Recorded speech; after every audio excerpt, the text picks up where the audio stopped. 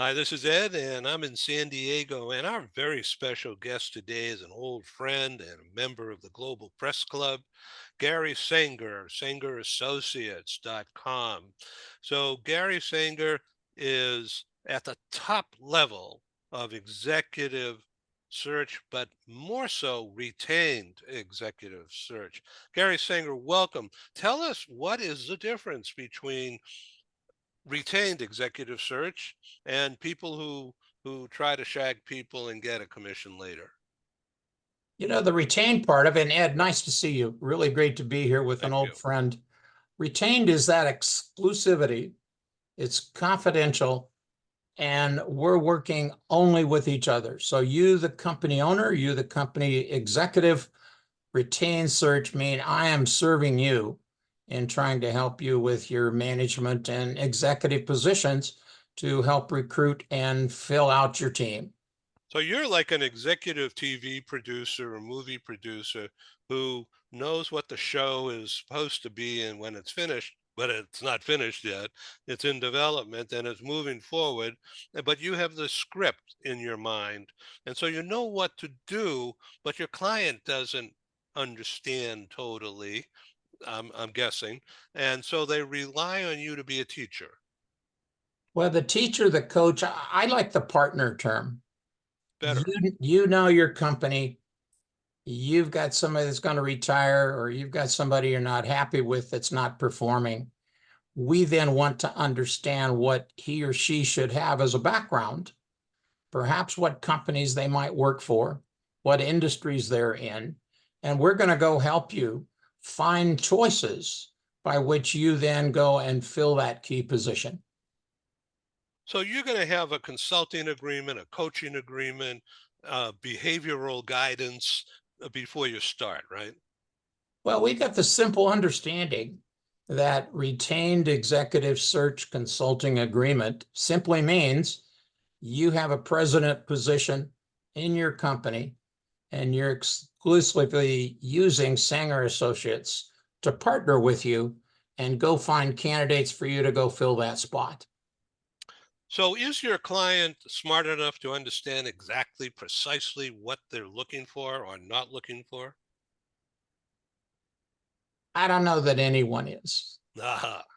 but the world reality of here's their company, here's what they are today, here's what they want to be in 3 years to 5 years. We partner with them and have a very strategic but yet very tactical discussion about what it is they think they need, what it is that will work.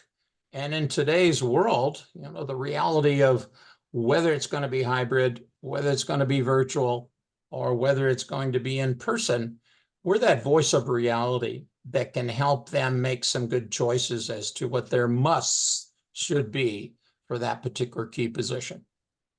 So let's talk about where you find these great people for this super high level job, meaning there's a lot of money involved and prestige. And that usually comes with big eagles. Not eagles, egos. And maybe they think they're Maybe eagles that's in one and flight. the same, perhaps. Eagles, egos, That was a yes. slip of my wet tongue here. So, uh, do you first try to steal people from their competitors? Well, if that's the target, some individuals, let me big picture, we primarily find our people that are going to fit the specs from people that aren't looking. So it's not that active job seeker that it could be, but in most instances, it's going to be somebody that's not looking. And the confidentiality, I mean, that's a big deal. You're employed, you don't want your company to find out. Many times, if this is a replacement, our client doesn't want to be found out.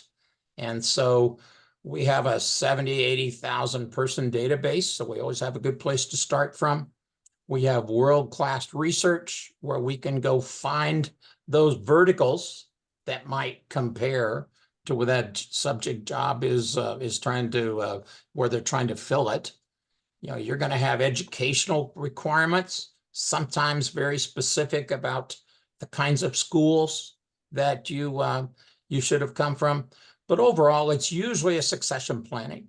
If you have somebody that's late in the career and they want to go find somebody for the next 20 years, that usually means, somebody that's midway in their career and could spend a couple of decades with your organization. So you mentioned schools, like, Harvard Business School is the cream of the crop, but there's others. So what about a guy like me who didn't go to Harvard, but I'm really good at what I do, and I could probably go to Harvard now and do well, but certainly a long time ago when I was of that age, Well, Ed, if they they let you wouldn't let in, me in. yeah, if they No. let you in, you and I are thinking the same way. See, that's really personal per the company. Some companies, literally, the experience and the background, education doesn't matter. For many of the clients, they would say education matters. And so we would like that person to have a certain pedigree. And in the finance world, oftentimes the CPA is either a yes or a no. But in the instance of that company, that maybe it's an entrepreneur, they've grown to 50 to 100 million, and he or she came up through the ranks and never went to college. Many of those, it doesn't matter. Maybe it doesn't matter, but they make the rules, they being that company owner, that top company executive. Let's talk about Sanger Associates. If we could give me a quickie. Sanger Associates has been around a long time. I happen to know your background, and it's steeped in large organizations, and you've risen to the top and stayed there, and now you're in your own shop and advising people within corporate structures that you're quite familiar with yourself over the years. So you need to what, wear a tuxedo when you go in, you wear a sweatshirt and try to meet up at and go for a walk outside in the park to get to know each other. Well, depending on the company, if I wore one to company A and it was the sweatshirt company and I had a tuxedo, I'm probably not going to be welcomed very well. I'm originally a farm kid. I have had that chip on my shoulder forever that I will not be outworked. I'm first generation to have a college background. I served in the United States Air Force. And so the background, why Sanger Associates, we just never quit. We never give up. And if in fact it's a very difficult search, that there's a small number of people out there in the world that do that, we want to talk about reality up front, expectations up front. I mean, it's routine that I will incent my team at, that 70 to 80 day mark of when a search is started, to get the offer accepted. Let's talk about relationship management here. Um, there are point one, point two, point three, point four things you got to do, and it's expected, and and the client thinks maybe but not sure. So you have to convince and by behavioral activities, I guess. So it's a relationship deal that you're working on, right? Well, it's a trust, it's a Uh-huh. relationship. That's a really good word. It's the integrity that I know what their shoes feel like. I know what their industry is about and what's important to them. And I would tell you that if I'm going to go look at a few thousands or tens of thousands of resumes, and you're going to zero then in on those that have the musts, I would tell you quantitatively, that's in fact what they will tell us and we'll define together.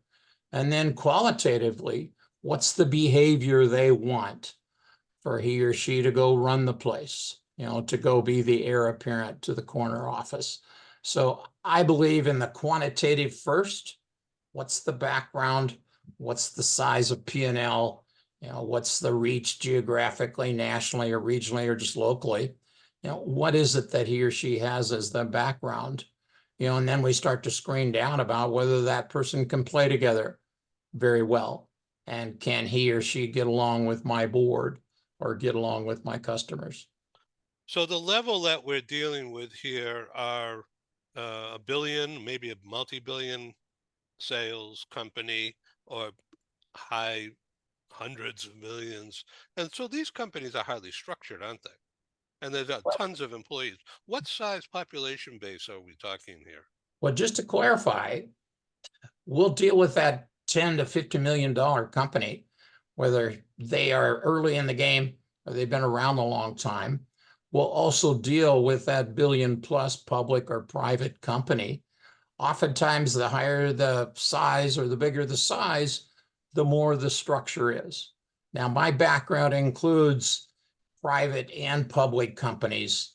It includes some of the Fortune 100, Fortune 500 companies, Great. but it also includes that 50, 100-person business where I'll tell you, I can do the floors, I can do the windows, and I'll drive you to the airport.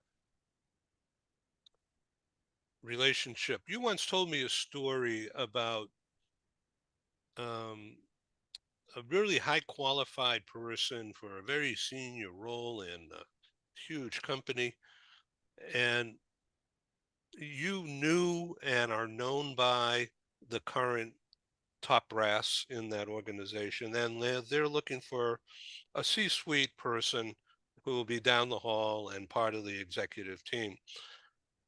And you also know the personalities involved. Uh, and so finding somebody to fit into that niche is key. And you once told me this story, and it stuck with me.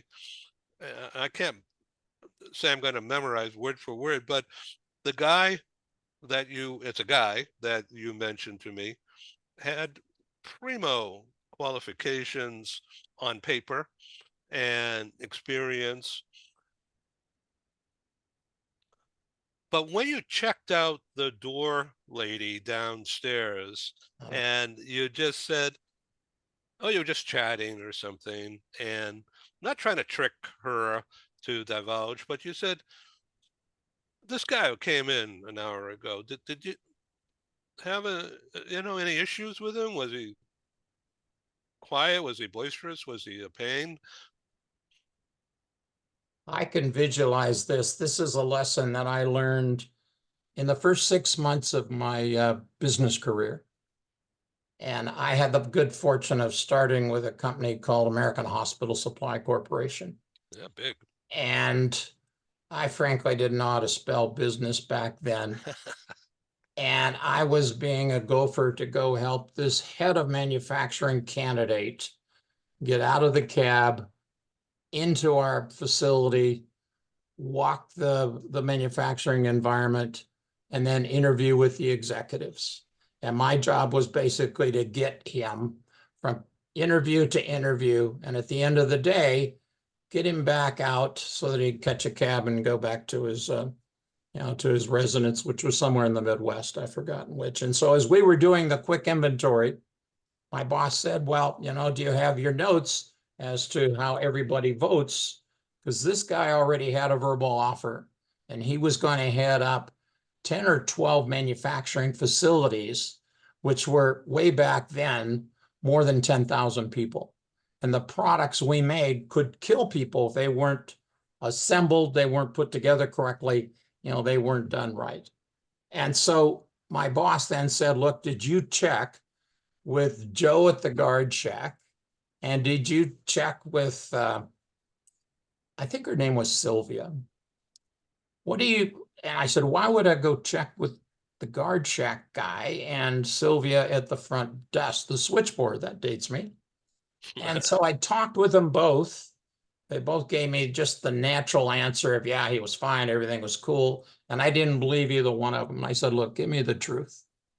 And they both said this guy was arrogant. He barely noticed I was alive and wasn't very nice to me. And so the president, CEO of that particular business, I then was down in front of him giving that answer directly. And he said, well, what'd you find out? I said, well, both of them said they didn't like him. And here we have like 9,000 out of 10,000 people who were blue collar. And this guy basically gave the perspective that he was better than they were.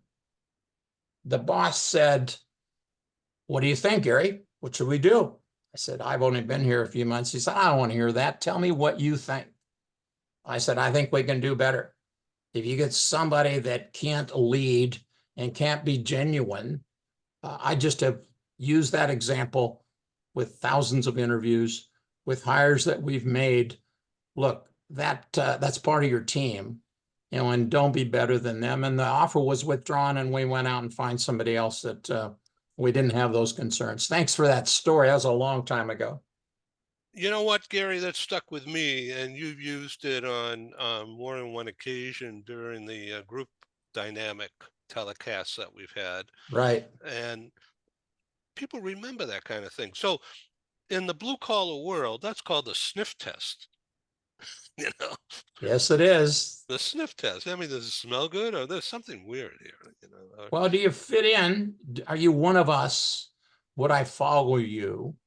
I mean, I remember getting in those early days of trying to learn what all the jobs were because we were trying to reduce turnover by several factors. And I really was being laughed at because my two thumbs didn't work very well in trying to put stuff together. But I knew the jobs. I knew what in fact made some sense for that to be hired in a really a good fashion. we're talking with Gary Saenger, Saenger Associates. That's Saenger, in Greater Los Angeles area, but you cover the world.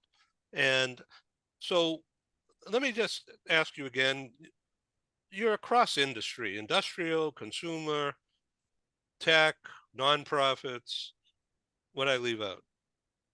Well, the biggest area that we do most of our work in would be companies that have any kind of manufacturing, supply chain, engineering. They are companies that then are into the industrial products area, the aerospace and defense, and the consumer products areas.